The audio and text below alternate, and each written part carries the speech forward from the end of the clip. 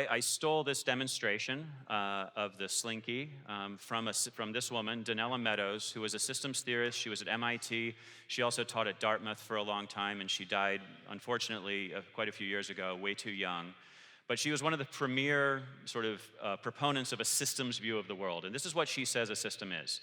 A system is a set of things. It's people, it's cells, it's molecules, or whatever, that are interconnected in such a way that they produce their own pattern of behavior over time. So you'll notice there are three things that we need to pay attention to when we look at systems. We need to look at the elements, we need to look at the connections, and we need to look at the behavior or the directionality of that system over time. So, the purpose of an organization, that's the directionality that's taken care of.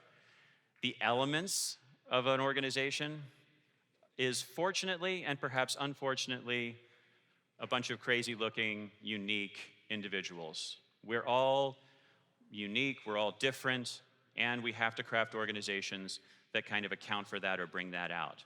And so you'll notice when I think about organizations, so I'm an organization designer, this is my job, is I help organizations improve their performance by changing how they're structured. And what I'm looking for is I'm looking for fundamentally connections between people. That may be embodied in a tool, it may be embodied in a policy, it may be embodied in culture or in a leadership, kind of the way leadership is approached in the organization. But fundamentally, all I care about is how people connect to each other in different ways.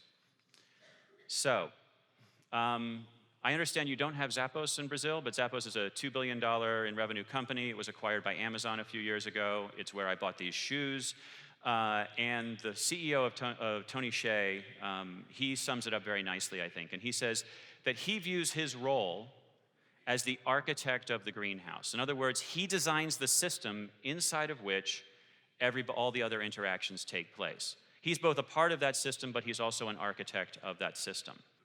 And so this is important. One of my favorite writers, he says it this way. He says that we don't necessarily rise to the level of our goals, but we fall to the level of our systems. And so I believe passionately that if we are going to improve the performance of our organizations, if we're going to improve the performance of our economy and our political systems, we need to focus on systems-level interventions rather than more and brighter and bigger goals. I mean, goals are important, don't get me wrong. I believe in vision, I believe in goals, but I ultimately believe in crafting powerful and functional systems.